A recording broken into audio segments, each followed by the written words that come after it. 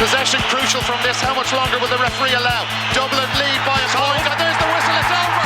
It's over. We earned it by winning the last 2 matches on the road, and that's not going to be taken away from us. But what I love in hurling, I love players that will never give in. He hits it. He hits it. It's over the bar.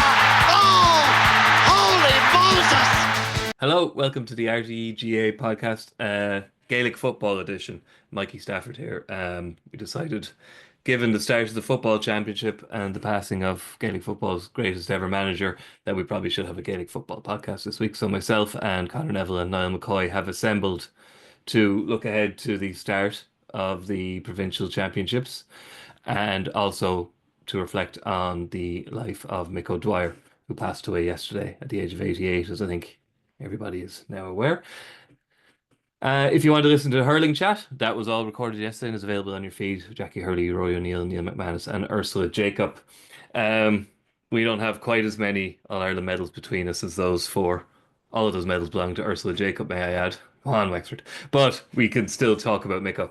Conor, you wrote a lovely obituary about Mick O'Dwyer.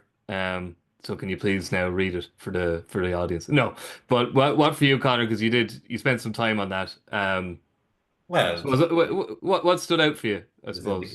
Yeah, well, I suppose because his managerial career has been so gone over, and people are so intimately acquainted with it. I was struck with his playing career, I have to say, and I did read one comment to the effect that it did strike me that he was one of the main icons of the first sort of couple of decades of the television era in Ireland, and I suppose this was underlined by the fact that RTÉ came on air in late 1961, and their first ever All-Ireland final, Miko was part of the winning team. Kerry beat Roscommon in 1962.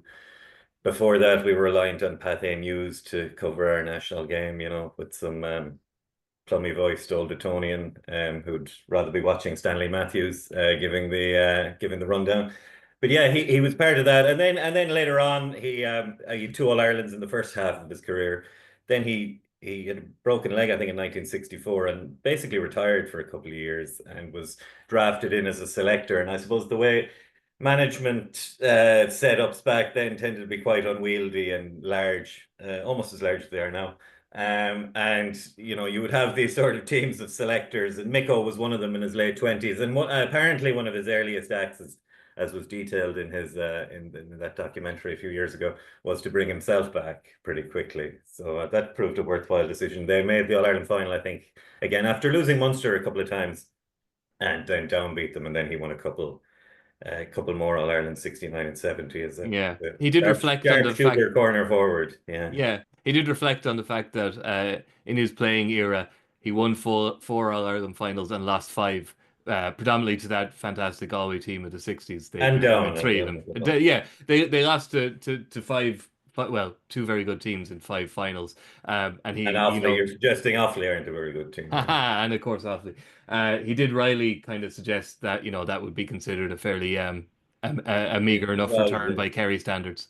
And I suppose he was, it's there. If you go on Wikipedia, it does list managers before him. I'm not sure they were strictly considered managers in the modern sense prior to him coming in as Kerry manager, but they were very much reacting, I suppose, to the Kevin Heffernan thing in Dublin, and Heffo came in and as a sort of head of a tight managerial setup in Dublin, and then they kind of came from nowhere to win the All-Ireland. It strikes me that it's very Kerry are often playing this role where they're the face of the establishment, and they're forever reacting to what the upstarts are doing. You saw that in the 2000s.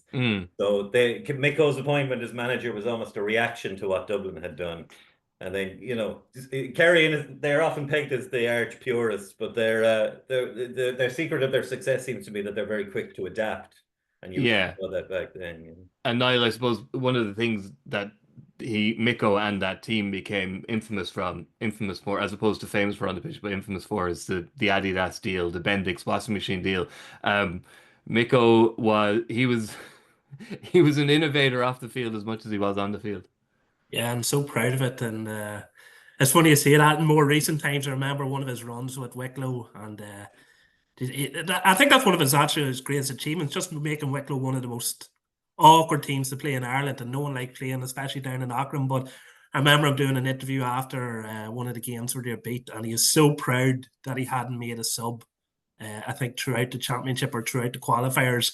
And it was just the pride in his voice that he hadn't made a sub. And it was so unusual back then when it was around the time Kieran McGeeney, I think, made 4 at half time one day in one of his first Kildare outings. But yeah, listen, he was a superstar for his playing and his management. But I think everyone, and we've seen it in the tributes in the days since, everyone's had a story to tell and such a unique character. And I was watching Marty Morrissey's brilliant package, and I think because he is such a good manager, sometimes it's easy to forget about how good he was as his player, and his kicking style was so interesting. Just watching the few clips, the power he could generate with such a small backlift, like so. Listen, when people refer to you as, I know Conor talked about Dwire, how he's known as Dwire, but when people talk about someone in their first name, Micko, everyone knew who Micko was, and I think that's all you need to know about how much of a legend he was, not only in GA circles, but so was Irish circles, Irish history circles, and just what a legend and what a loss to the game. What a loss to the game. Like I think his last managerial role was with his under-14s, like, and what a brilliant way to finish such a career. Yeah. My main memory of him was with Kildare, I suppose, their first memory, and he I think it was around that time, the Meath saga, where they took them to about Meath. It was about 7 matches or whatever, the usual thing with Meath back then, and they somehow dug it out in the end. But the thing, I suppose, when you're a kid, you assume that what prevails now has always been, and Miko brought Kildare to such highs that you almost forgot that they had been a backwater really prior to his arrival. You know, they weren't even in the shake-up for Leinster before he came in 1990. And then eventually they got there in 98 and 2000. And he became a kind of troubleshooter and specialist on the road in Leinster back during the 90s and 2000s. He was a missionary. He was a missionary, spreading the gospel, spreading the ways of winning football as. But Niall, he didn't, like. There's no one pretending Mick O'Dwyer was the Pep Guardiola of football. He was more likely, you could more liken him to probably a Harry Redknapp type. You know, the Laois players were talking about how he made them all feel like they were potential all-star winners, and you know, Colin Parkes talks a lot about the laps they ran and like kind of the training sessions weren't cutting edge. But he turned Laois from a footballing backwater. Like Brendan O'Brien has a great piece in the Irish Examiner today about, Laois were nothing. Like, guys didn't want to play for Laois. They won 2 minor All-Irelands and that still didn't want to play for them. And there was nothing happening at senior level. It looked like this golden generation of Laois players was gonna go to waste. And Miko comes in, has one meeting, and all of a sudden they have to hold trials because of the amount of people who want to play. So the Miko effect was getting them back. But it was also then once he picked his panel, how he made them feel and what he made them think they could do. And like Ross Munnelly supposedly had to be dragged away by the doctor during one press night because he was talking about, never mind the Leinster final, what's to stop us going all the way to September? You know, and this is the way they were talking, and they hadn't even won the Leinster championship. It was just like I suppose he was like a sports psychologist as much as anything else. Yeah, and brilliant. And you're right, like Laois, I remember there was battles to have with Tyrone at underage, and there were some unbelievable contests. So there was obviously the talent there, but it still took that magic ingredient of belief. And I think in a wider context in sport, belief is such a unquantifiable sort of topic, and those who can tap into it and expose it and be genuine. You know, everyone can go into a change room and say you're winners and you're going to do this, but he seemed to have that knack of making teams genuinely believe, and that was probably the difference. Like, and it's really incredible when you look at those, as Conor alluded to, Kildare, Wicklow, Laois. You know, it's magic what he did, and you know, sport and belief and momentum and all these sort of things, and it makes you wonder could it happen now, and I'm not so sure it could, because the gap between the haves and the have-nots is just so vast. But back then there was just this golden period where a team could go on a run, if they could just get enough to get going. And I just don't know. It'd be interesting to see how Mick O'Dwyer would do in the modern game, where there is such a difference in terms of preparation, in terms of finances, because back then it was still, I wouldn't say a much simpler game, but it still was a much more basic games in terms of preparation. You ran laps and you got fit and you played football, and you played generally the same sort of football as every other team now, and it's obviously a much more tactical smorgasbord now, and there's holiday camps and all that comes into it. But Yeah, listen, it's romantic. It's romantic to look back at what he did, and they're the highlight reels in Laois and Kildare that they'll remember forever. And we'll remember forever. Like reel in the years, and in 30 years, it'll be appearing. Like, and you take those memories of Leitrim '94 and different things in Clare, and it's those Kildare in '98, those scenes in '98, and it's what he did with Laois, and it's I've been watching football for 35 years now, or close to 35 years, and those are the moments you remember. Like you can recall 20 years on, and he's had his hand in so many of them, and I think that's the beauty of what Miko brought. Yeah, and that's actually what I was going to mention, Conor, was that, for all his All Irelands, 12 combined with Kerry, he still admitted himself it was 1982 was the only one he probably thought about at all, and he says he thought about it every day. And it just so happens that yesterday you and I were in Eden Derry, which was the last club and now the hometown of Seamus Derby. It is interesting just to think that for all his success, everything he achieved, he's still seemed to be genuinely, and I don't think he was saying it just for the cameras, he seemed to be genuinely haunted by that 5 in a row failure. Yeah, it seems to be a thing that happens a lot with you find a lot with sort of perennial winners. I know Spillane talked about it a lot, that the ones that he lost stuck with him more.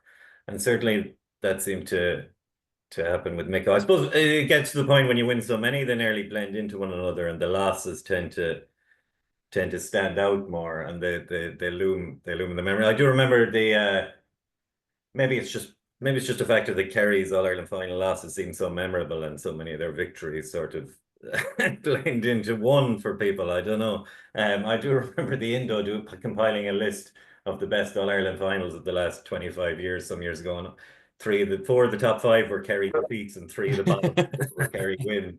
It seems to happen a lot. I do think the headline of this podcast should be Miko equals Harry Redknapp. I mean, that's what'll stick with me. Thanks. Actually, I just on that era in Kildare and Laois, he did seem to the natural opt-out rate that you see with sort of these counties. He seemed to have the effect of, we talked about, he wasn't a Jim McGuinness style revolutionary in that sense, but he did seem to with the sort of drop off, and you're seeing it now more than ever with certain counties that don't take any chance of going anywhere. When Miko arrived in a county, we'll be talking about a lot of them in a few minutes. Well, yeah, the natural opt-out rate that would apply in normal circumstances seemed to dwindle to 0 when he landed in a place, and so you saw there with Laois, who had the raw materials, I suppose, from those minor All-Ireland wins, but they had been drifting, and then he came in, and that was it. I suppose he's synonymous as well with that democratic era in Leinster football as well. Yeah, absolutely. Conor's right there. Like it's those that are greatest that are haunted the most. Like us mere mortals would look at a CV like that and we're like, why would you fixate on these 1 or 2 and 82? Obviously, like I remember interviewing Shorty Trainer from Burn in County Down, who many people would consider the greatest club player to ever come out of Ulster. And I think he won 10 county championships, a couple of All-Irelands, 5 or 6 Ulsters. And like you talk to him, he's still haunted about maybe a down semi-final loss here or there. And it's at the top of the game. It's just ingrained. They're ingrained differently there. Like, people at the top of the game, like, they just can't let those ones that got away, no matter what happens, and the rest of their career, to find it very hard to square off. And that's probably why they're at the top. And sadly, lads, we don't have these All-Irelands. When you win so much, winning becomes the default in your mind, maybe. And you start from there. And anything that deviates is the only thing that you remember. It's getting very deep here, lads. I'm loving it. So, Conor, like, if we use the Harry Redknapp or the anti-Jim McGuinness, I feel there's some holes in that analogy. That's why I want to fill them in here. I'm just saying, maybe here or there. What about that? What about I sort of get it. He played a simple game, sort of played to the strengths. He was a man manager.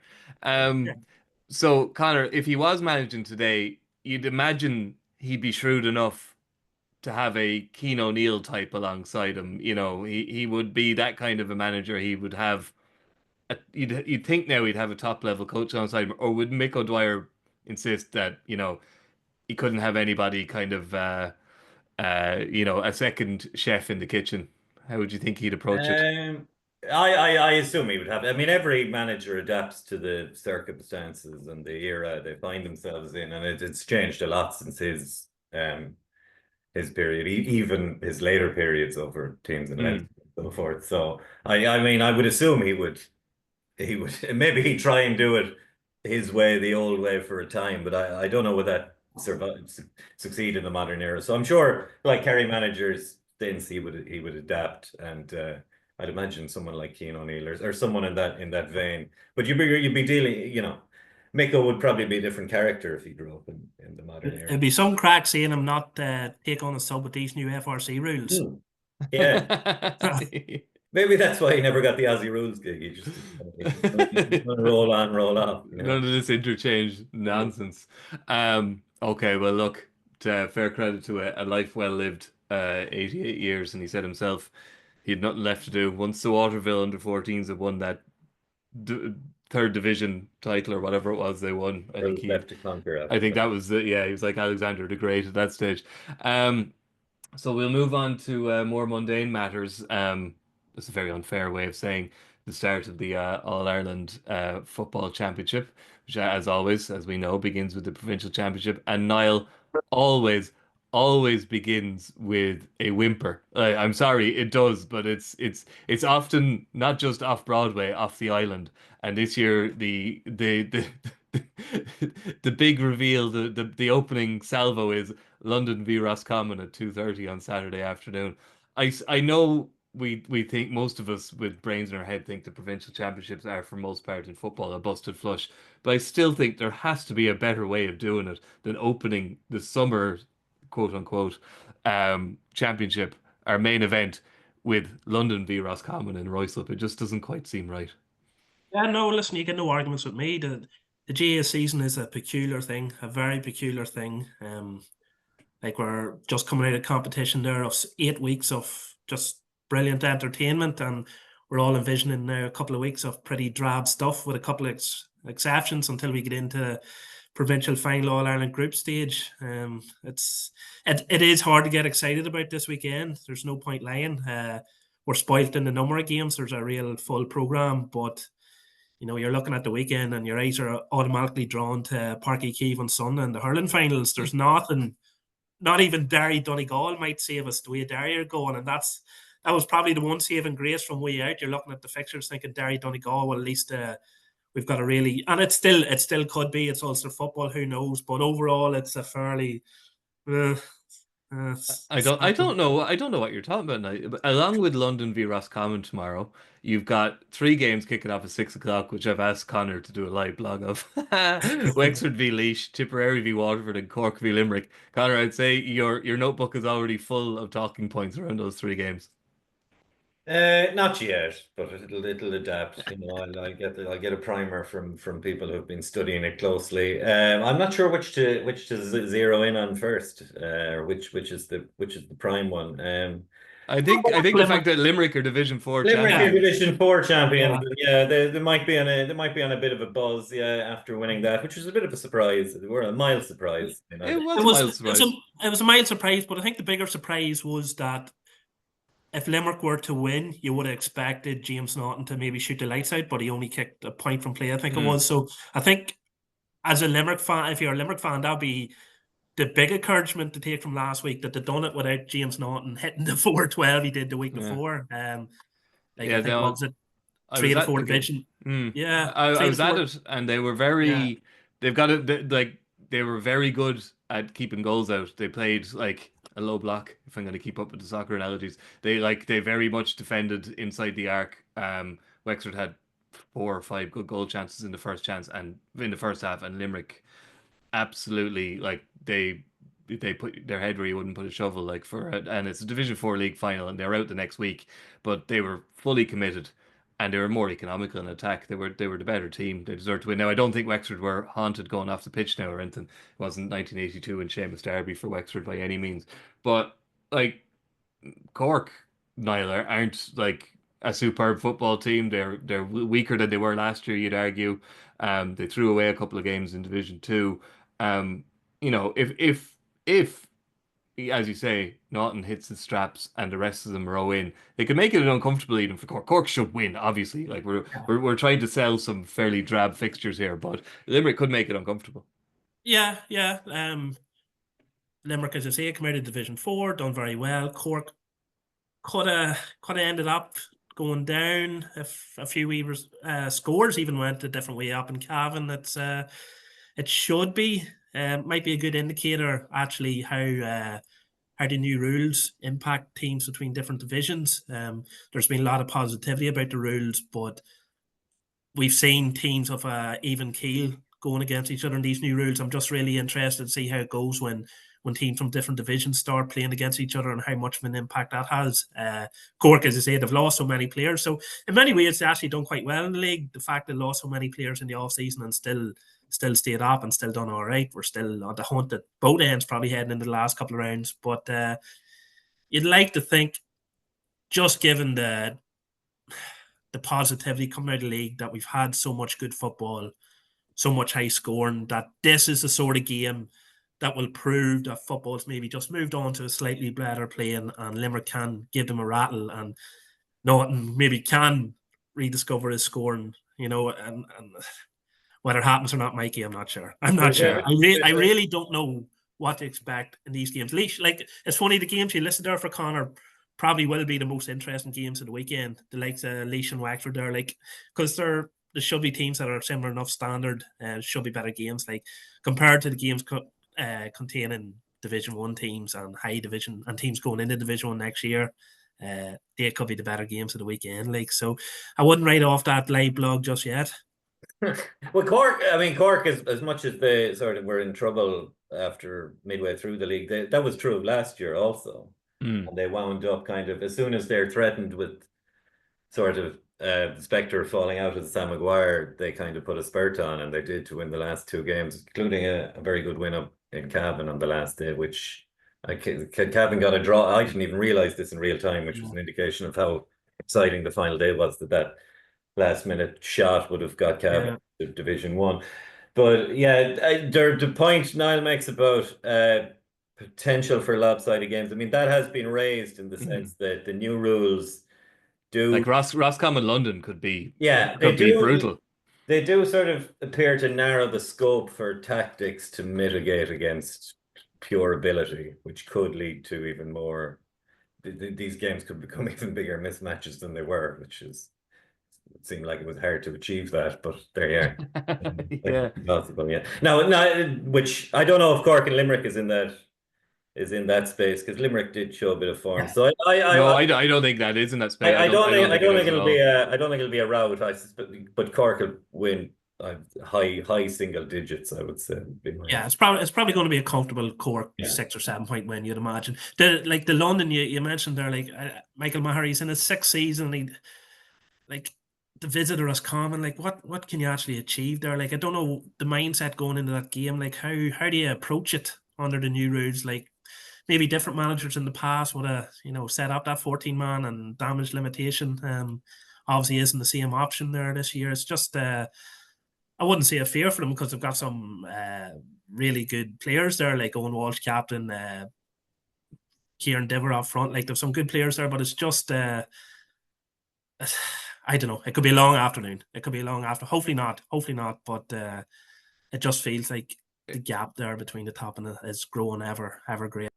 Yeah, because you do have a good few Division 4 teams out tomorrow. And Wexford, who I won't dwell on it. Like, it is like, it's a game between a team going up to Division 3 and a team who stayed in Division 3. So it's probably, home advantage could mean, Wexford are definitely in with a shout. I don't know what the bookmakers are saying, but like Tipperary and Waterford is a, lower half of Division 4 squabble, basically, which, Waterford did win it last year famously. Famous is a low bar for the Waterford footballers, not trying to be mean, but like, they will be looking to do the double over Tipperary, which would be something. And can I get an over under on the attendance in Semple Stadium tomorrow for that? 1,500. Yeah, I think that's probably a safe bet. I go lower. You go lower. I'll go higher than 1,500. We'll see how we get on. Yeah. It'll be cavernous. It'll be a bit like Crow Park last Saturday for lower division finals. Okay, moving on to Sunday then. Before we get to the main event, we'll keep people waiting for what I suppose we are saying is the main event. Back to the new rules. Ronan McGinley, the new Tyrone manager, we'll have an interview with him on Sunday. That match against Galway is thrown in at 8 o'clock our time in Gaelic Park. New York manager, I'm sure. Yeah, sorry, the New York manager. Sorry, we have an interview with him. Had Malachy O'Rourke been deposed in the time? Yeah, he's from Tyrone. Sorry, I got confusing myself. But yeah, we have a piece with him on Sunday, Niall, and he's saying, we're going to have to watch our mouths because basically New York, the one they're worried about is the new descent rule. That's the one they're worried about because they haven't played a single match. All they've done is A versus Bs under the new rules, and their first game under the new rules is against one of the All-Ireland favourites, defeated All-Ireland finalists, and they're, for talking about London being on the hiding to nothing, their best hope is jet lag. They have no hope, let's be honest. But imagine the challenge of playing your first game under the new rules against Galway, who have had 7 games. Yeah, that's. I wonder, is he going to fly in the brother end of McGinley after Argyll's run to the All Ireland? I think tickets are very hard to come by for the match, which probably an indication that many are travelling over, which is one of the beauty of this fixture every year, seeing. Especially when it comes to Mayo, the crowd that makes over, and we'll get the annual picture in Times Square, no doubt, of the supporters. Listen, similar to London, very hard lines there, very hard lines. It's a case of how much. The one thing I was looking at the squad earlier, and it's again very impressive, given obviously the circumstances that they've maintained so many of the players that have been about for the last few years. I've seen boys like Tiernan Matters there, who must be there 6 or 7 years. Brosnan, boys like that have been there a long time. So that's something, even with the managerial change, to be proud of. But such difficult circumstances, just not having those matches. Nothing can replicate games. So again, enjoy the occasion. Hope Mayo, as you see, are a wee bit off it. And Always. Or what did I say? Did I say? You said Mayo. Oh, frig, yeah, I'm on a totally different plane. So we've Tyrone playing against Mayo in the first round of the Ulster Championship here between us. In the first round of the Connacht Championship. Jesus. It's same applies. It's. I did the one thing actually I noticed. Galway have made a switch in net, which is interesting. Ahead of it, Flaherty in for Gleeson. So. A good game for Joyce to try out a position he obviously still isn't 100% convinced in. So yeah, it's a curious one because I think Flaherty was dropped in for the Donegal game the first half when they had the wind, and then because he was considered a better option if you're going to have that raiding Ethan Rafferty style goalkeeper. But now they've outlawed that, and he's gone in for the first game. I would imagine Joyce seemed to suggest after that it was his idea to put Gleeson in for the second half too. That he said it to Joyce, which I thought was really interesting. Gleeson's obviously has a longer kick, which is vital in that sort of situation. But it's just interesting to see what will happen in the future there. Because we are in championship season, so making changes in nets at this time of the year still is. I know it's in vogue for a lot of counties, but for Galway, you would think it would be settled at this stage. Well, your own county, reigning All-Ireland champions, Chapton changed their goalie a fair bit last year and it didn't do them any harm. I do wonder whether there'll be the GA is definitely an Irish product. I wonder will tickets, Conor, be subject to a 20% tariff on Sunday evening? That could be that could be an issue. I possibly, given that we are in New York and the Bronx, maybe Trump will overlook it, and he does love Ireland, as he's been at pains to point out, despite various measures that are introduced. I do wonder whether that Mayo invasion of Times Square, the famous one of 2019, I think. I do wonder if that really heightened anti-immigration rhetoric in the States. I don't know if we can blame that specifically. Go on, sure, let's do it. I think you've mentioned Mayo. I think we'll just we'll gloss over it. We won't dwell on it because we're getting on time wise here. They should beat Sligo. Are we all agreeing? That could be a tricky. I mean, Sligo finished the league well enough, and I thought they might get promoted this year. Actually, Sligo at the outset, but they had an awful start. They didn't get out of the blocks. Sean Carabine is a loss. Aaron Kernan seemed to suggest in various comments that they were struggling with the kick-out rules, that they didn't have the profile of players around the middle and this caused a problem for them, and they had to rework things. But they finished the league well enough, and took Galway to the brink last year. The only issue is, I mean, home advantage traditionally counts for very little at all in Connacht. It's almost a negative in some instances. But in Sligo's case, they do tend to have a better shot in Marketbits, and their only 2 modern wins in my lifetime over Mayo were in Marketbits. So, if it was there, I think they probably have a better shot. As it is, Mayo, despite their very stodgy attacking display last week, should do it. Okay. Probably, arguably, the most interesting game of the weekend, Niall, is not in Ballybofey, but actually in Navan, where Meath take on Carlow in the backroom turmoil derby. Obviously Meath should have too much for Carlow, but look, there's a narrative. At this time of year, you're clinging to a narrative, aren't you? Yeah, it's a mess. At least Carlow have moved fast to replace the manager, but what a build up to this match, and pre-match, post-match, media interviews, they're all, regardless of the result, we know what the journalists are going to ask. Like, it's not a good sign, especially for a Meath team that's hoping to make a big impression this year and seem to be moving rightly. Going okay. Their performance on the last day was very disappointing, and maybe that pointed to something that wasn't going so well behind the scenes, and maybe led this. I don't know, but just not. It's not good preparation for the championship. Simple as that. Who good minds lost from the camp, whatever went on, they're not there. But it's just all about the timing.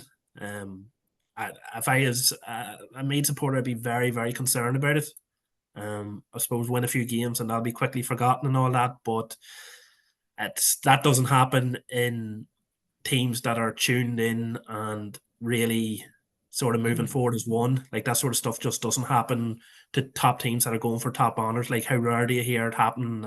Like, you would never in a million years hear it happen in Dublin. Conor would probably cut in and tell me about it happening in Dublin 3 years ago or something, but that sort of stuff doesn't happen if you want to have a smooth transition towards the top. Like, so, but here, yeah, listen, they'll win. They're a much better side. They'll win this weekend, and they'll be able to say to put that behind us and we're moving on, and that puts an exclamation mark on the whole situation. But the longer the season goes on and as the harder the games get, that's maybe when you'll see the effect of it. There's been a massive narrative change in Meath in the last few weeks. I mean, it seems to be ever since Robbie Brennan had to go with the new rules, that seems to have been bad karma, really. Nothing's gone right since then. Are you suggesting the FRC or went into the Meath camp and driv wedges? We're in the era of conspiracies, I mean, this could be. I could be starting. The FRC, it could be a shady behind the iron curtain secret police, couldn't it? The FRC. They're the Gaelic football Illuminati there in their robes wherever they meet. Thank God. Putting their robes on Zoom. Conor, Longford are a county who missed out on the Micko missionary. They're playing Wicklow. That's another Division 4 derby in Leinster. There's a few of those knocking around this weekend. It's been Longford just don't even get spoken about. You've moved to the realms of irrelevance. It's unfortunate to say, Conor. This is a chance to reinvigorate the year, or not so much? Well, I wouldn't hold out much hope at the minute. It's not on the basis of league form, certainly. They're struggling for players. Players have opted out, big players. They're probably at the lowest ebb they've been, I suppose, since the mid-90s, which is a shame because I mean, I don't think it was ever appreciated at the time. I mean, I do think the 2010s was as it goes, a pretty good decade for Longford. They knocked out Monaghan in the championship, knocked out Mayo, won a few O'Byrne Cups. Actually, that's this decade. Yeah. Oh, none of the 10s. Longford are defending back-to-back O'Byrne Cup champions, and hopefully will be into perpetuity at this point. Yeah, you might be the last ever O'Byrne Cup champions. That means you get to keep it, Conor. I will be referring to them as reigning O'Byrne Cup champions.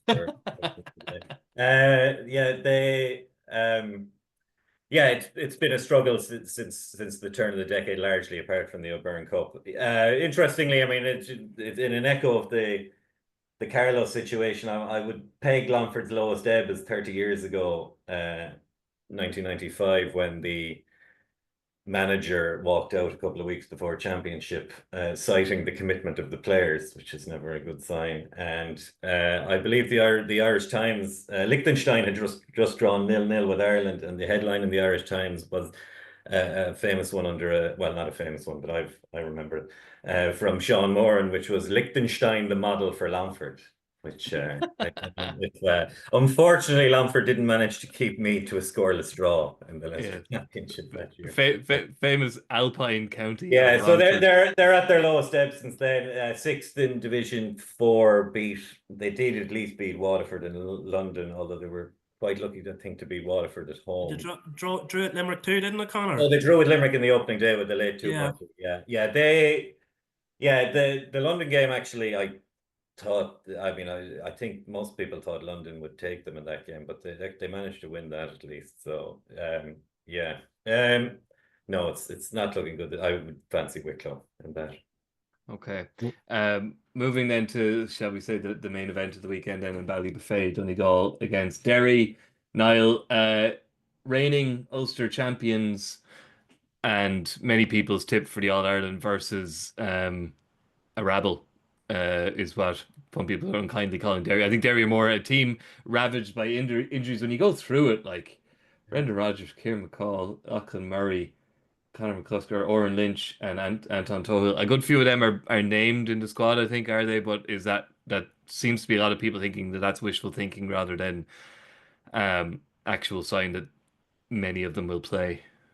Yeah, you call them a rabble. It feels like we're punching down a lot of teams in this podcast, but it's a very negative podcast. But this is the reality of Championship football. Brendan Rodgers being named, I think he's named, and that's the big one if he plays, because he hasn't been playing midfield that much for him, but is so good around the middle that I could see him being thrown out there again. Just very unfortunate. I think when Derry had those couple of years where they were pushing Kerry so close, etc., the one thing that was on their side was that they avoided major injuries. Like they worked off such a small panel. It was tiny, it was minuscule out of the Micko-esque. It really was. It really was. It was the same 18, 19 players generally for 2 years straight, near enough. And there always was the suspicion that even with these great underage minor under 20 teams coming through, and of an unbelievable under 20 team this year again, who are staying separate for the time being, there always was a suspicion that the depth maybe wasn't being developed. That's not to say the talent wasn't there, but maybe the experience wasn't there. And now when we have this injury, I think it's quite clear that Derry just don't have the depth developed at the moment. It's an awful run of injuries, to be fair. It's a really, really proper injury crisis. But I think last year Armagh had the best squad in Ireland, and that was borne out by what happened. I think if you looked at now with Armagh, a couple of players out and away, I don't think you could argue anyone that Donegal have the best squad in Ireland. Like, I looked at their bench for this weekend, and I know it probably won't start. I think McBurty, Michael Murphy, and Oisín Gallen are all named on the bench. Like, it's ridiculous. And I'm sure someone like Gallen probably will come into the team. Like, but it's really hard to see it. It's a year's a long time in football. Like, it's sort of the reversal last year in a way, but the chasm there, the gaps just seems to be a lot bigger. Just Donegal were going into that match last year having won Division 2, a very placid Division 2 final against Armagh, to be honest. It was an awful game, but Derry just are going in with moments. The comeback against Galway, they're quite good against Kerry when they conceded 2 comical goals in about 7 seconds. Major question marks over the goalkeeping position again, down to injury and experience and different things like that. Ben McKillen's back in the panel, so there's 3 goalkeepers there at the moment, and it's hard to know who's meant to be number 1. Paddy Talio is a late appointment, so it's just been a storm of events that have them heading to Ballybofey. And to be honest, Derry fans don't exactly travel in huge numbers when things aren't going great, so I wouldn't expect a huge Derry crowd up there as well, especially when it's such a not a heavy defeat, such a defeat expected. I spoke to Conor McManus earlier. He's trying to make a case for Derry, how they shouldn't be written off. And being Ulster, of course, you shouldn't. Who's to say they can't get a couple of goals? But unless I get some magic from Shane McGuigan or something, I really can't see it. It is worth pointing out that even though how bad they were in the league and it was a horrible campaign, Conor Glass again was outstanding.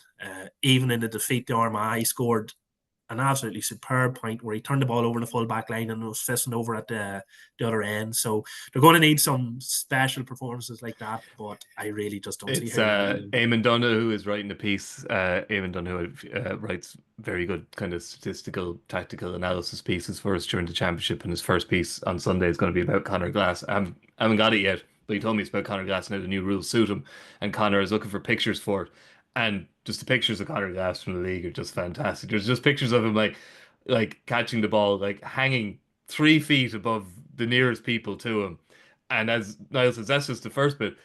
Beyond that picture, he may have soloed, 30 yards down the pitch and kicked a 2-pointer. He is, Fenton's gone now. Conor Glass is the closest thing we have to like the complete midfielder, and like he's a joy to watch, isn't he? Yeah, I remember.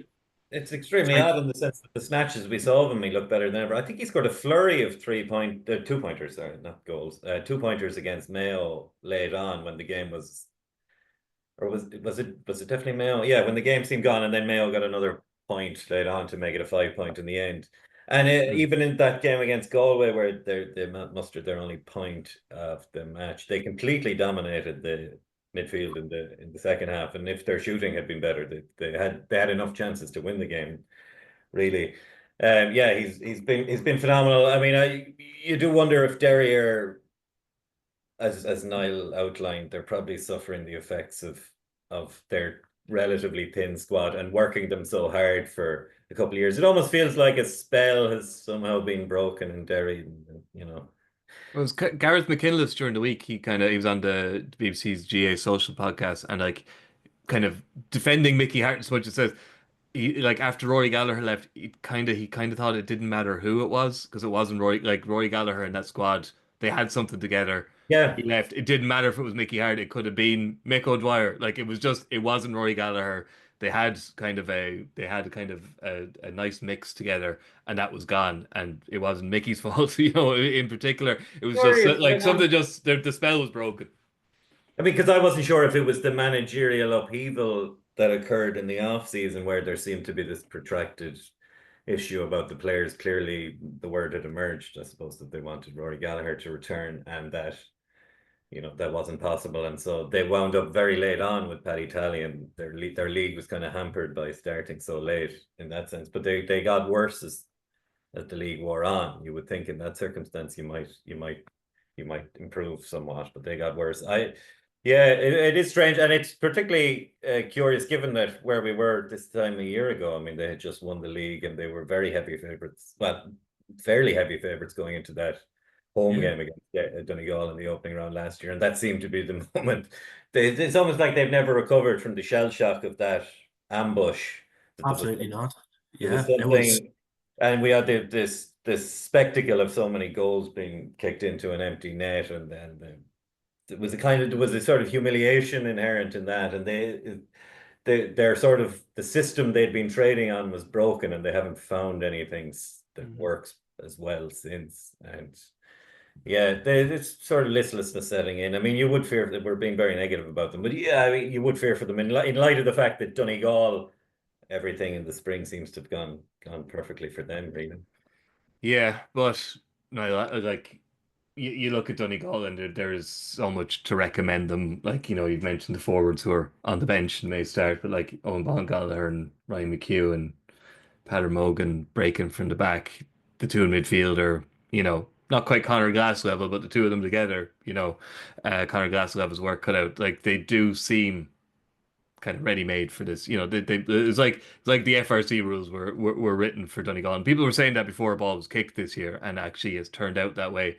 But I always fear, Niall, that how often, unless it was Dublin in the last decade, how often is the team that are touted to win the All Ireland in the spring, as we did with Derry last year? Like how often do those teams actually deliver? And you would imagine if any manager will guard against that kind of talk, it would be Jim McGuinness. Yeah, I'm watching them. They're probably of the top teams. They're still playing relatively 2024 football.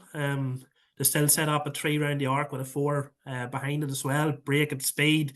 Probably not as much kick passing as other teams, but get so many bodies up it while obviously adhering to the new rules. And you mentioned a few names there, but other players like Kieran Moore, I think, is just made for the modern game. Dara Boyle again looks fantastic once again. Like just all over. You mentioned Mogan there. Mogan for me is one of the most underrated players in Ulster. He's fantastic. Like, and he just can run all day. Like, and their drop off in the last 15 minutes against Galway last year was quite spectacular in terms of their shooting, because some of the points they were kicking were unbelievable for 55 minutes, and don't want to get over the line probably. If just it was a real sudden drop. And we seen it in 2011 what happened, and they come back in 2012 and found that last wee ingredient. And is it Michael Murphy? Listen, what he brings to it in terms of class, yes, he mightn't have as big impact on the field as some think. He mightn't play as much as some think, but just having him around is huge in itself. But I go back to my earlier point, the squad's just so deep. It's so deep, like it's scary as someone not from Donegal how good they are. I was looking, like, you're looking at every player come on that could come on that's named on the bench, and you're not really weakening it at all. As you say, does that translate to All Ireland success? Not guaranteed. Key injury here or there, and all best laid plans and all that. But I think Conor touched on it a minute ago, about last year's game in Derry, and the manner of the defeat really just tore at the heartstrings of what Derry are doing. The shell shock, I think, is the term you use, and that's the perfect. And I just don't see how do you find a way to reciprocate or punch back at Donegal in a similar way. Jim McGuinness, just like something like that won't happen on McGuinness's watch. Like, they'll not just, the way they're set up, for one, it wouldn't be allowed. But I just think there's a control there, a calmness there, a belief there. We talk about Miko earlier in it, and belief and different things. Like, let's not forget, when McGuinness came in that first time, Donegal were a joke of a county. Like, they really were. They're all talent and no substance, and he came in and changed the whole thing. Now he's come into a different Donegal where there's substance and talent, and their whole belief structure is completely changed. And the slight improvement in last year, and they're not going to be far away. I don't think it's going to be a hammering. I don't see any sort of hammering or anything. I think we're going to see a very comfortable 5-6 point win. They do need to develop a goal threat a bit. I mean, 2 goals is very... No, they created a good few chances against Derry in the league, oddly, and Derry conceded a truckload of goals, but they've only scored 2 goals across the league. And yeah. I don't know if you think that's because of they're sticking to that running game. I mean, they've traditionally always been hand passing, even before it was... Oh, yeah. With the wind in Donegal, you have to be hand passing. So they're committed to it for longer than anyone else, but... will they be able to do that? And the way Kerry have with a more direct game, they've scored lots of goals. Yeah, I don't think they're going to be that concerned about it, Conor, to be honest. They're still putting up big tallies. And they have so many, like, they're so comfortable shooting from midfield, half back, and obviously all in attack. And they probably have that attack and midfield base that a lot of teams don't have, where, you know, you have your Paul Conroys, obviously, and different players like that you can depend on for scores. But Donegal have it all over the pitch. So I think it's just a basic sums match. I think they're able to put so many points on the board that goals aren't really, and so many of them are comfortable from 2-point range as well. And we get Oisín Gallen firing. Like, I don't think it's a major concern from Conor. Maybe in the latter stage of the championship, as saw last year, they will need that threat, and maybe that is something to develop. But for now, I think they're pretty confident that they're going to win any game just by doing what they're doing. Themselves and Kerry then in the latter stages of the championships will be a nice, a nice contrast of styles. And Donegal will struggle with it. I'll tell you now, Kerry can't beat Donegal in an All-Ireland semi-final, quarter-final. It won't happen. There we go. You can bookmark that for mid-July. Okay, we got it. On that, good day taken there. On that very definitive note, we'll leave it. Niall, Conor, thank you very much. Everybody, enjoy the matches over the weekend, and Rory and Jackie will be back with you on Monday. And don't forget to follow all the matches on RTÉ.ie, the RTÉ News app, especially Conor's 6 p.m. tracker on Saturday. It's going to be a belter. All right, thanks very much, everybody. Good luck. Goodbye. Possession crucial from this. How much longer will the referee allow? Dublin lead by a point, and there's the whistle. It's over. It's over. We earned it by winning the last 2 matches on the road, and that's not going to be taken away from us. But what I love in hurling, I love players that will never give in. He hits it! It's over the bar!